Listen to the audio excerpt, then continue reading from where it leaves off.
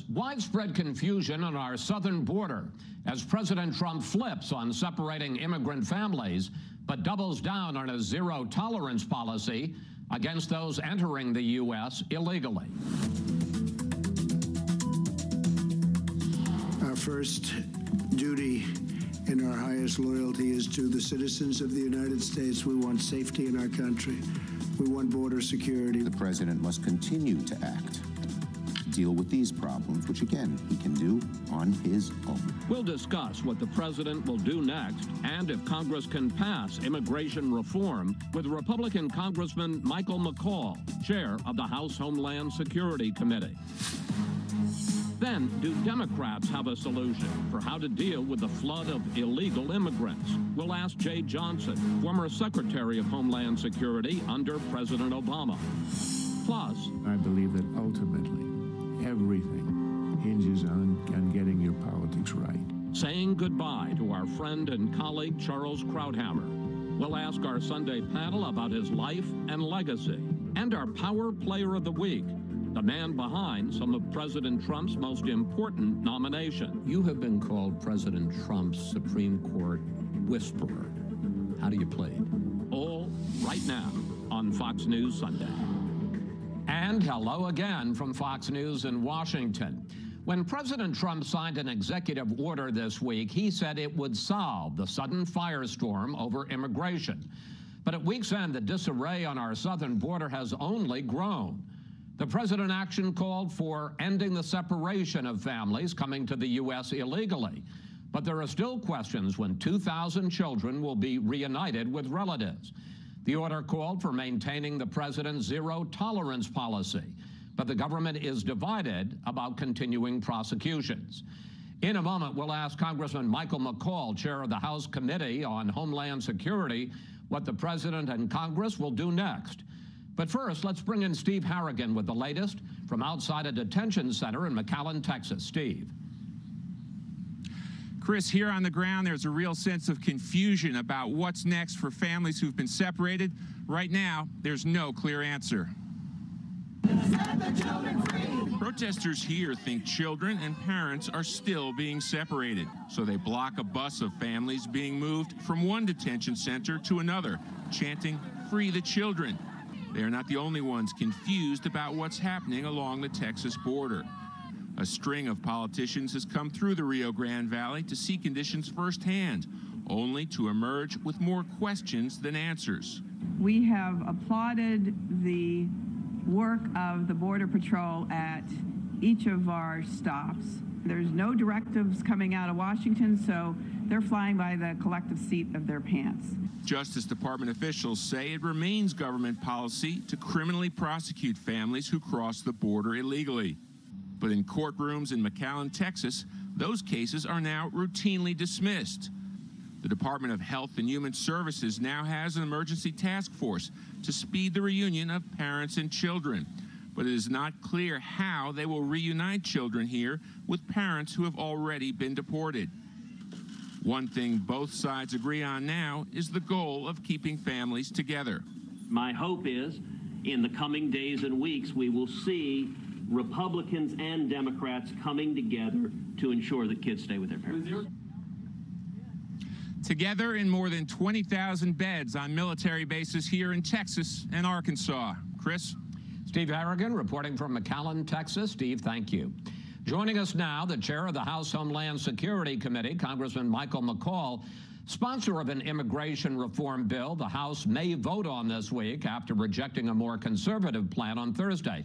Mr. Chairman, welcome back to Fox News Sunday. Thank you, Chris. Let's start with that more moderate immigration reform bill that you helped pass. Let's put up what's in it. It provides a pathway to citizenship for the Dreamers, $25 billion to build a border wall, puts new limits on legal immigration, and ends separation of families. President Trump tweeted this Friday: Republicans should stop wasting their time on immigration until after we elect more senators and congressmen, women, in November. So, will the House still vote on your bill this week, and how much damage has President Trump stop wasting your time tweet done to the chances for passage? Well, I would urge the president to continue to support the 4 pillars idea, that's my border security bill, going to a merit-based system and providing for a rational DACA fix. That was rejected. As you mentioned, the conservative bill that Chairman Goodlatte and I sponsored got rejected. But I did talk to the White House yesterday. They say the president's still 100% behind us.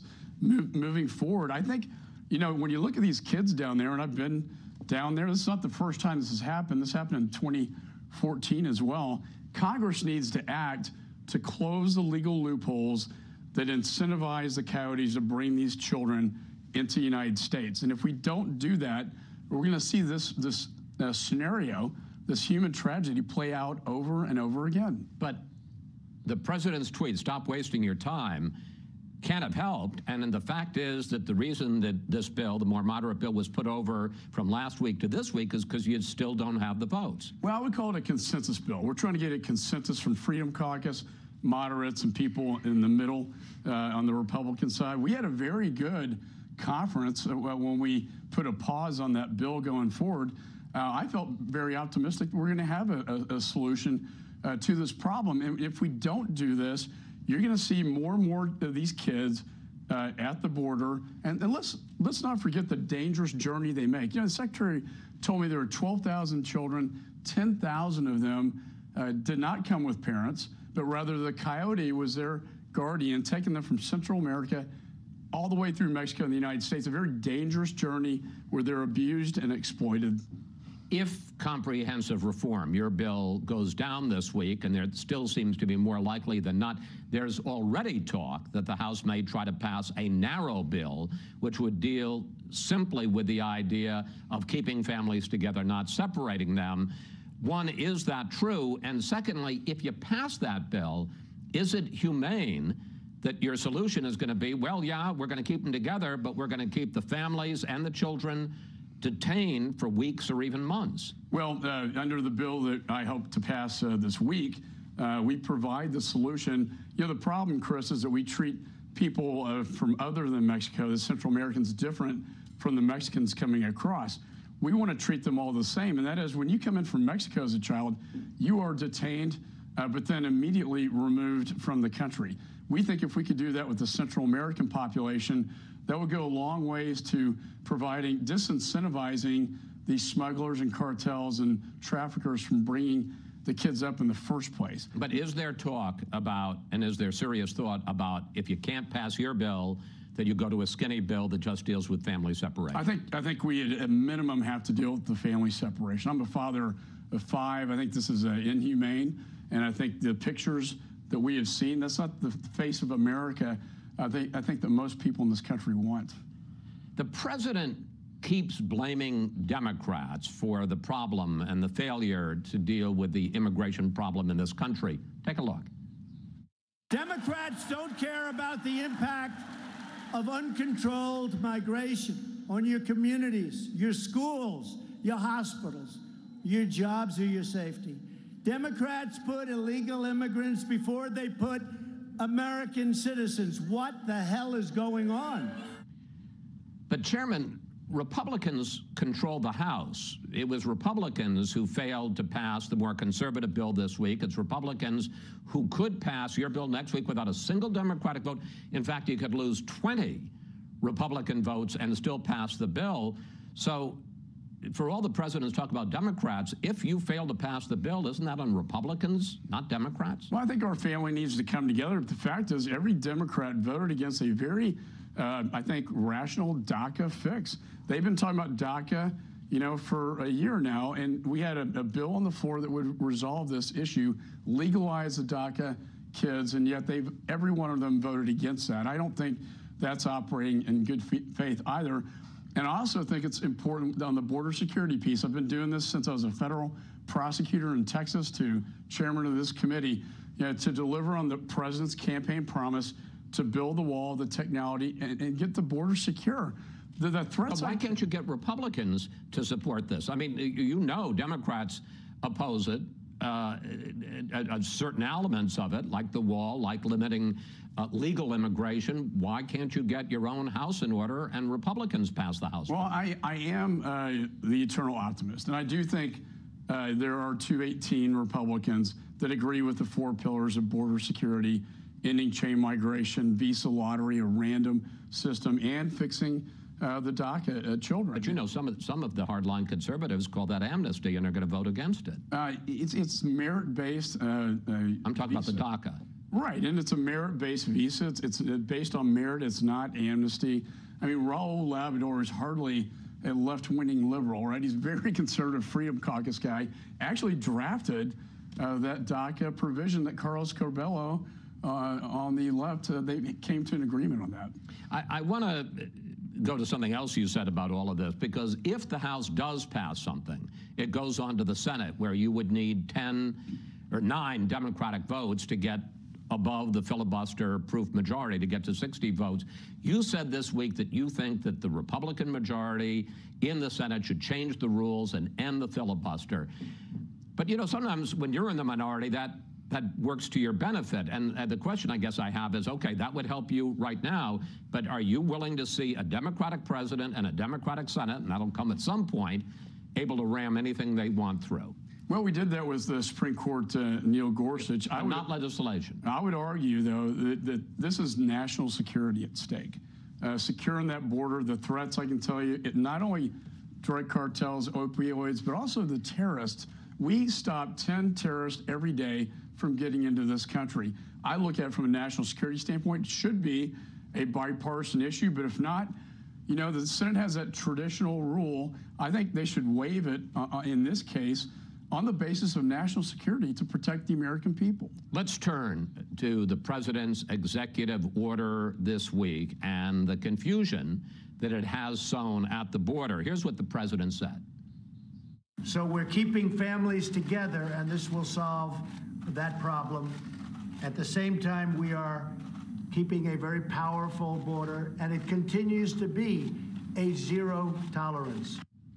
But as chairman of House Homeland Security, can you sit here and tell me right now, as we sit here, do you know when those 2,000 children who are still separated from their families will be reunited with their parents? Well, I applaud the president for reversing course on this issue. Those children were sent into the custody of HHS, who then sent them 1,000 miles away to relatives in the United States. I think the better way to do this that our bill does is we keep the family together, but we also treat them like the Mexican people, where we detain and then remove them from the country. If we don't do that, we will never stop this problem. We'll be talking about this next year and the year after if we don't fix it by Congress. But I just to press my point, do you know when these 2,000 children who have been separated, and as you say, some of them are thousands of miles away, when are they going to be reunited with their parents? I think it's a very difficult thing to do, and they're going to have to bring them back to the border where they should have been in the first place. So we're talking weeks or months? And be with their parents who violated the law, reunite them at the family center, and then go forward with the removal proceedings. But Chris, as it exists now under the Flores decision, after 20 days, they are released into society. And these could be dangerous people. I'm not saying they all are. I think the children, you know, because of HHS, they're put into their custody and transferred somewhere else in the country. Let me ask you another specific question. As chairman of House Homeland Security, do you know whether adults, members of families crossing the border illegally can and are still being prosecuted under zero tolerance? That was a plan. They violated the law. They're being prosecuted. And now we hear some of these people are being dismissed. I have heard recent reports now that may be that policy may be revisited and it may not go forward. Zero tolerance? I mean, that's some of the reporting I'm getting, and it's very unclear how this executive order is playing out. But I'm unclear about now the prosecution of the parents. I think they want to reunite the family and then remove them from the country. Final question. At the height of this furor, you said, and you basically made that point just now, that you were distraught as a father of 5 at what's happened. And you said at one point that this policy must come to an end. How badly has this been handled? I think, you know, to set forth a policy, then have to reverse it is not a consistent message, obviously, to be candid with you. But I think I wouldn't fault the administration on this. I would fault the United States Congress, who has the power to change the laws that will stop this from happening again, and yet we can't seem to get this done. And that's why I've urged my colleagues, why is this so important? National security is at stake, protecting the American people.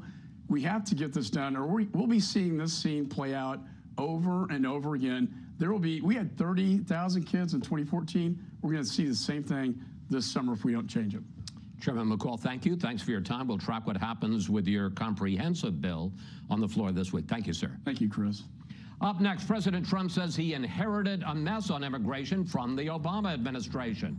We'll talk with Jay Johnson, Mr. Obama's Secretary of Homeland Security, when we come back. What is the Democrat solution?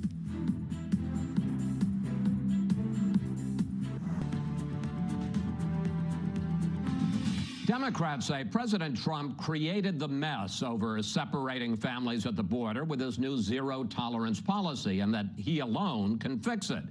But what is their answer for stemming the tide of illegal immigrants coming into the U.S.? Joining us now, Jay Johnson, President Obama's Secretary of Homeland Security, who had to deal with a spike in illegal crossings back in 2014. Mr. Secretary, President Trump says the real cause of our immigration problems are weak laws and what he calls open border Democrats. Take a look. They just want everyone to be released into our country, no matter how dangerous they are. They can be killers, they can be thieves, they can be horrible people. The Democrats say it's okay for them to be in our country. Mr. Secretary, does the president have a point?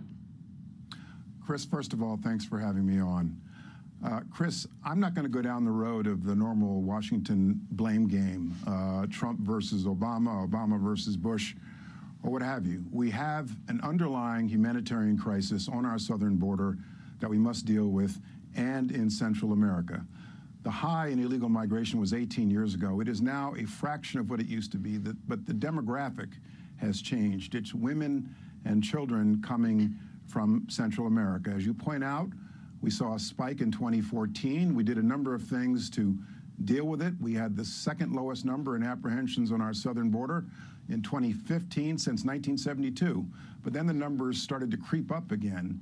And so this is a problem that is international in scope. I applaud Mike McCall for his leadership on the bill he discussed with you, but we've got to address this problem at the root cause. In Central America, the poverty and violence in Central America that motivates women and children to come here in the first place. And we started on that in the Congress 2 years ago, and I hope Congress continues on that road.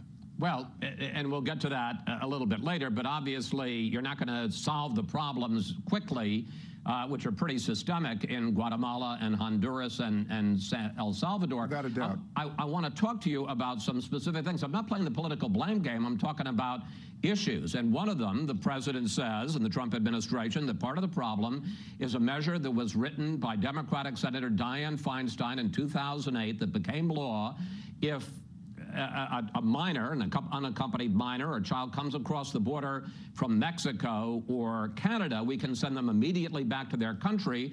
But under the Feinstein Amendment, if it's a non-contiguous country like Central America, not right on our border, they can't be sent back immediately. Hasn't that contributed especially to the spike in unaccompanied minors coming into this country over the last few years?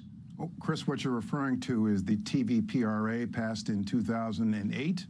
And as you point out, it does say that an unaccompanied child from Central America, a non-contiguous country, cannot be sent back immediately. Now, there's a certain amount of common sense behind that, because you can't just simply send an unaccompanied child back across the southern border into Mexico. You cannot repatriate a Guatemalan to Mexico. And so that law, which has a certain level of protections for children, we're talking about unaccompanied children, 5- and 6-year-old kids, requires that the Department of Homeland Security place that child with HHS within 48 hours.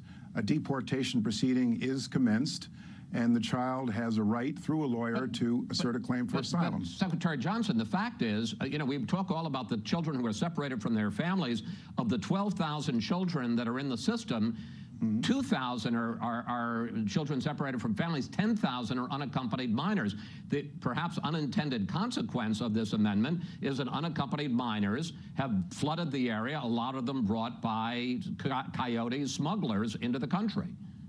Well, Chris, even if that law did not exist, it would not be simply a matter of expediting the removal of an unaccompanied child. There are certain due process rights that they have anyway. And when we repatriate somebody, and the Trump administration knows this, when you repatriate somebody to Central America has to agree to take them back. You have to put them on planes. It's a very measured process.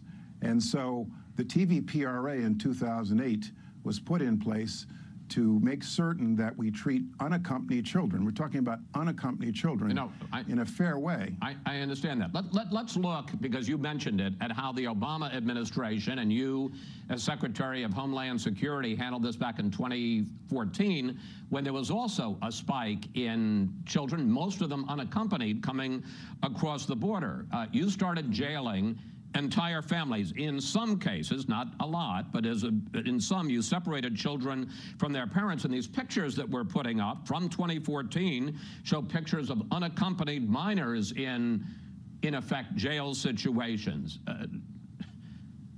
As you look back on that, did you handle it so well? Well, Chris, without a doubt, the images and the reality from 2014, just like 2018, are not pretty.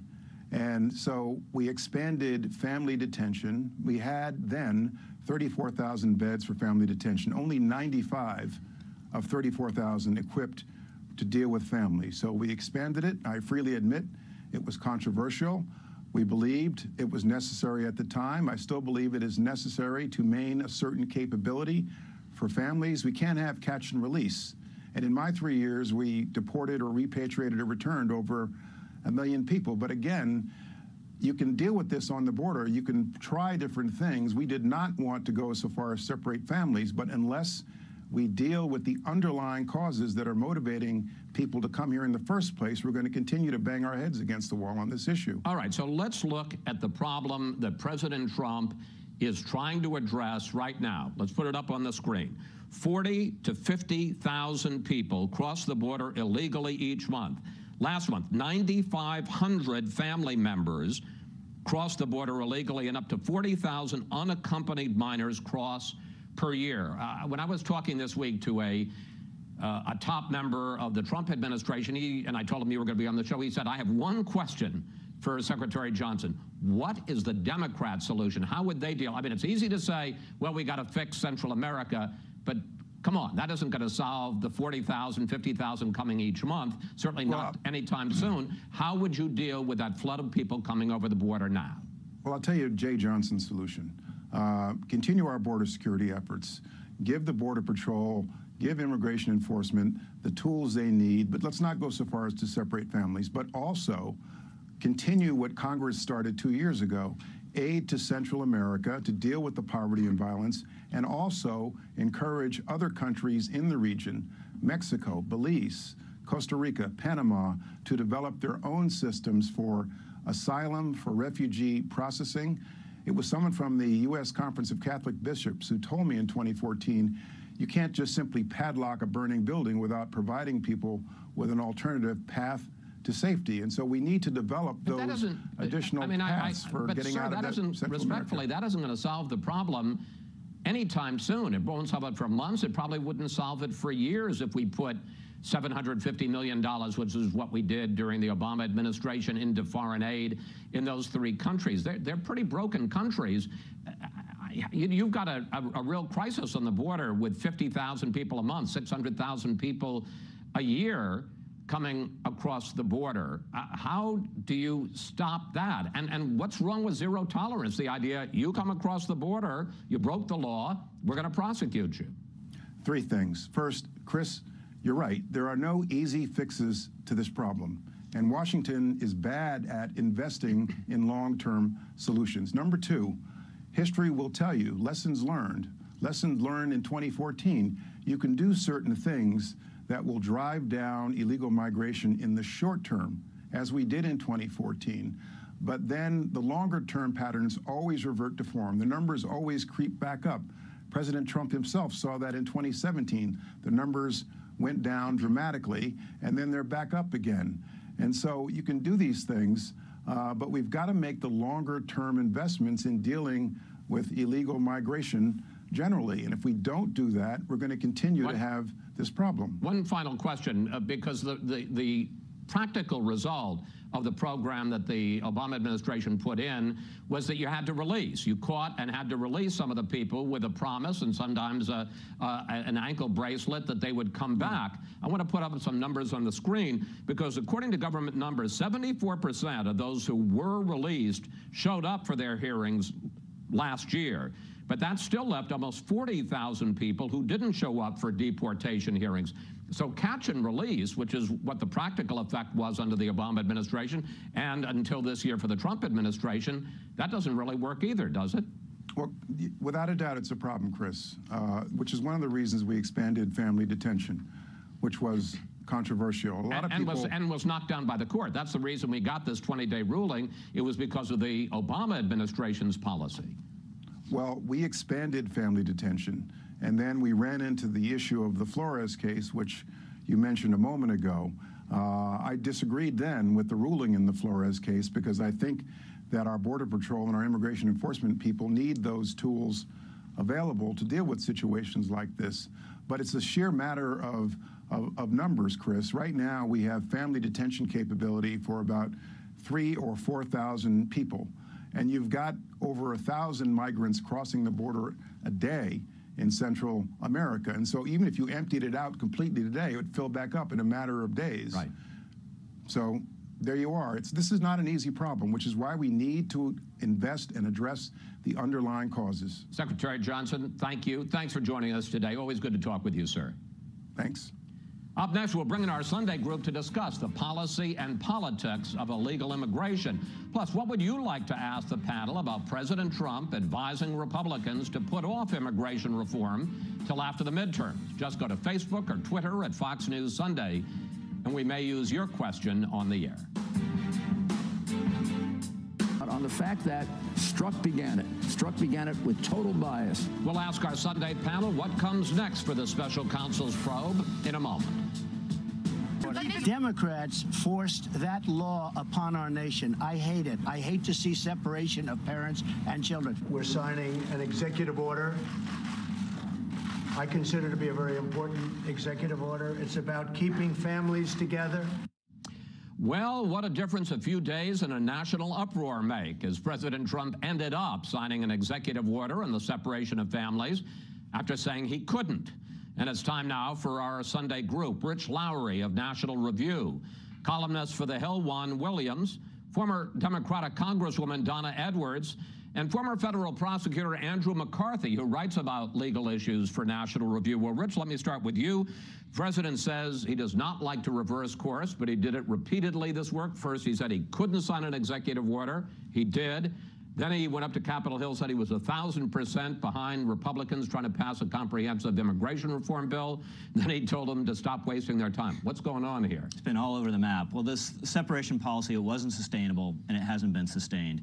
And they obviously need to get beyond this phase, reunite the kids quickly with the parents, which is easier said than done because there are insane bureaucratic rules around it, which means it'll take months.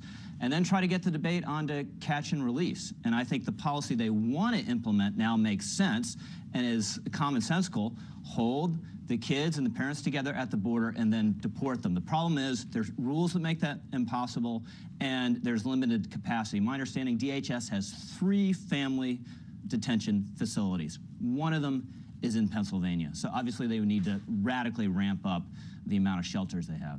On Friday, the president met with what are called the angel families to talk about the human cost of illegal immigration. Here he is. They're not separated for a day or 2 days. They are permanently separated because they were killed by criminal illegal aliens. These are the families the media ignores. They don't talk about them. Very unfair. Juan, did the president succeed in changing the focus in the immigration debate from separated families to the drugs and crime that come over the border with illegal immigration? Well, I think it was a last gasp maneuver because he was having a rough week on this issue, as you've explained, Chris. But two wrongs don't make a right. My heart goes out to anyone that's lost a child to a terrible crime like that.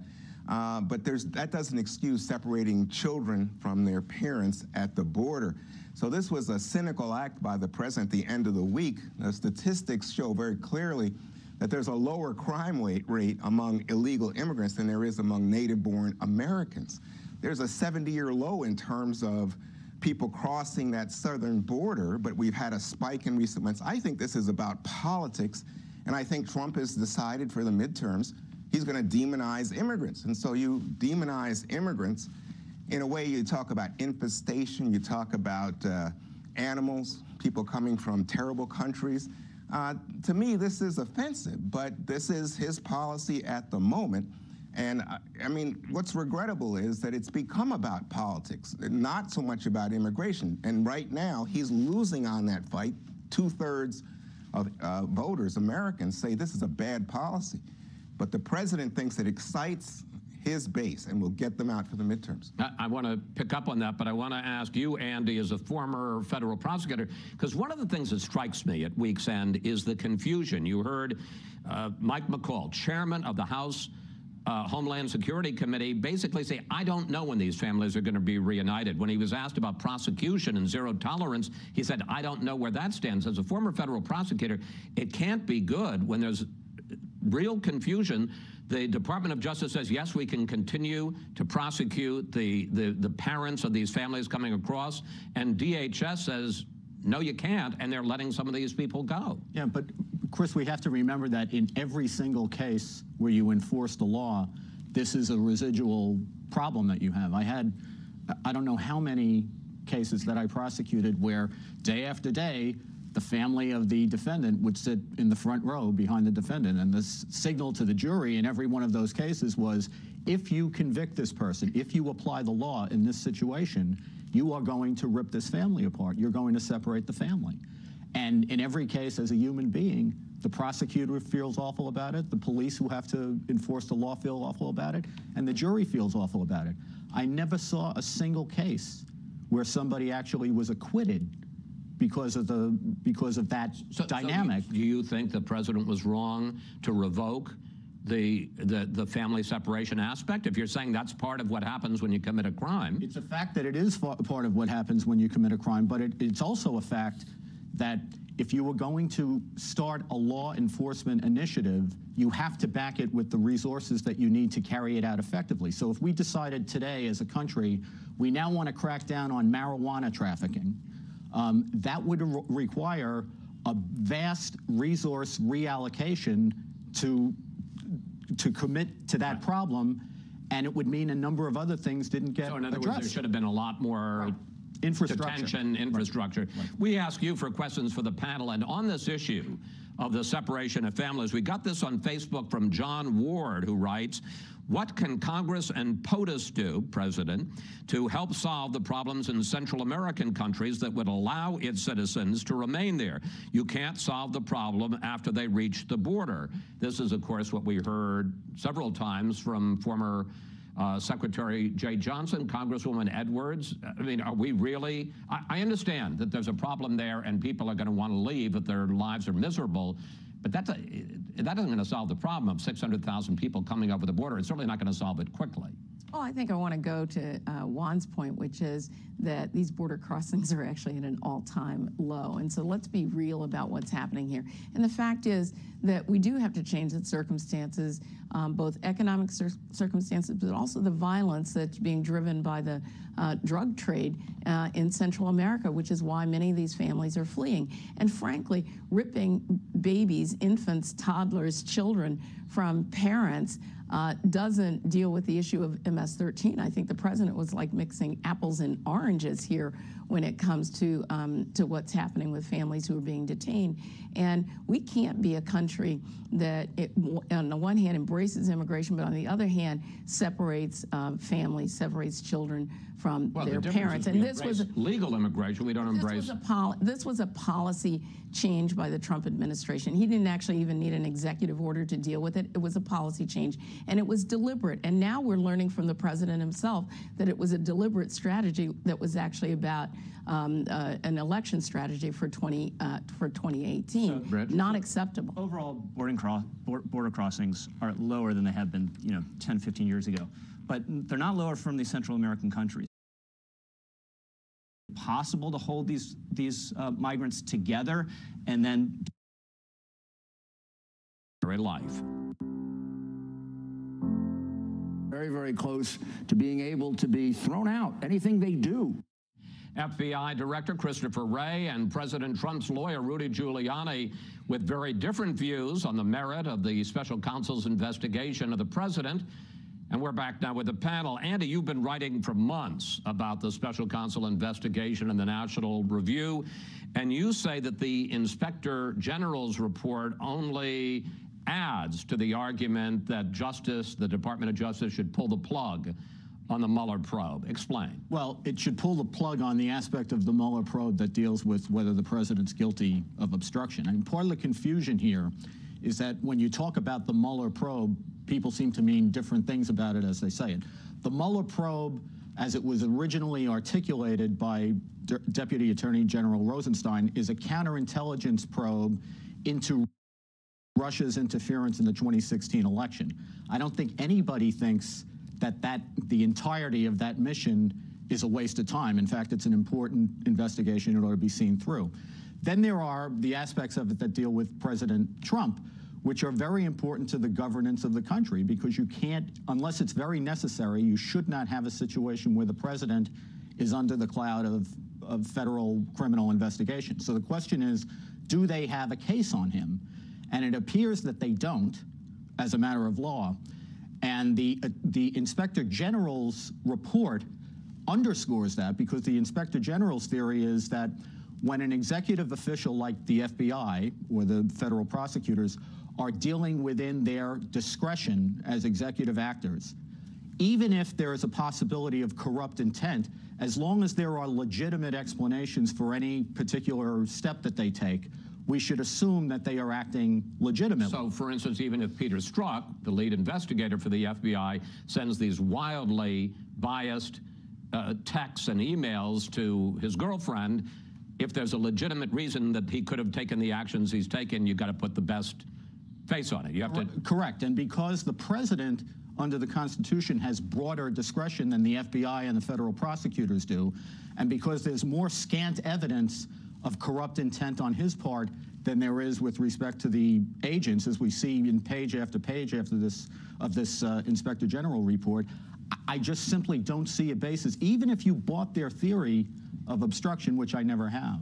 Congresswoman Edwards, does the bias and misconduct inside the FBI, as documented by the Inspector General's report, does that fatally taint the special counsel investigation with regard to Donald Trump? I don't think it does at all, and here's why. First of all, we know very little of what the special counsel Mueller is doing, and I think with good reason, and I'm glad for that.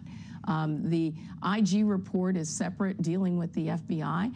I think it could well be that this ends up like Iran-Contra, where at the end of the day, there's nothing that comes that would taint or indict the president.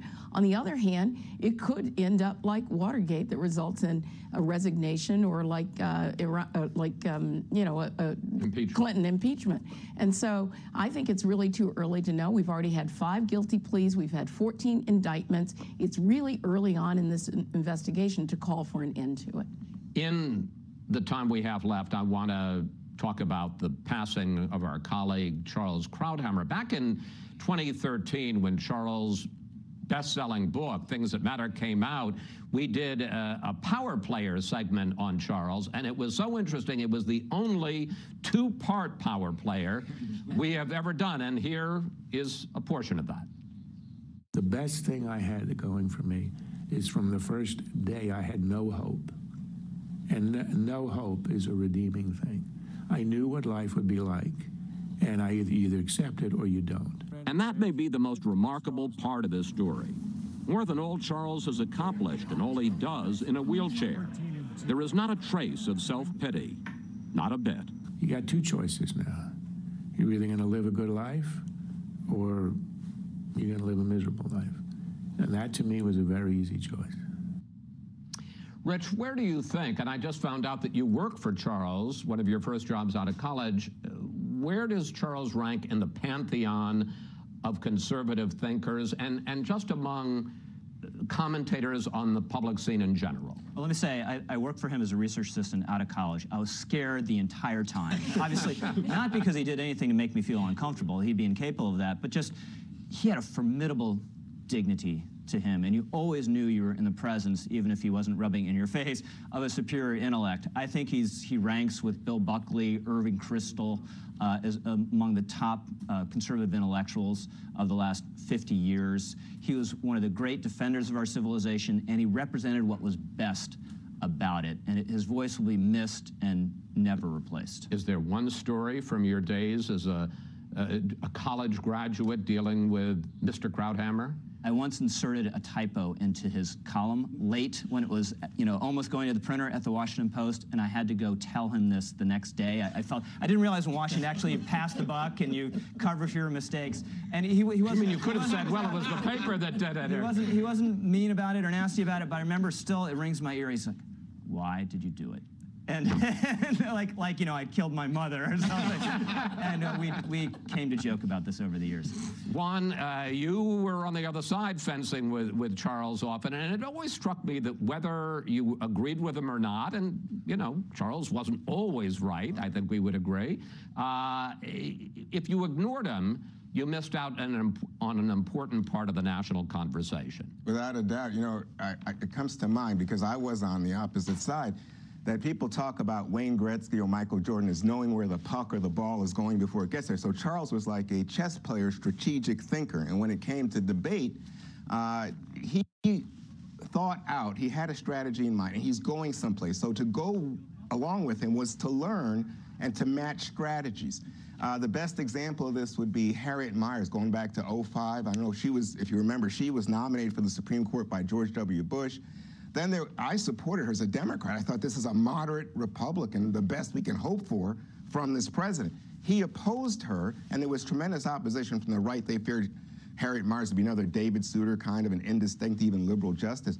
Charles then comes up with this idea for how George W. Bush can pull Harriet Miers' nomination effectively, an exit strategy, and the White House follows Charles's instructions. And for me, it was like, oh my God, he came up with this idea, and he had the influence to make it real. It's a revelation. So, I just give thanks that I was on the other side of a chess master at public debate. It's interesting. It's like when Walter Cronkite turned against the Vietnam War. Lyndon Johnson said, if I've lost Cronkite, I've lost the country. I suspect George W. Bush thought, if I've lost Krauthammer, I've lost the country. Thank you all, panel. See you next week. Up next, our Power Player of the Week.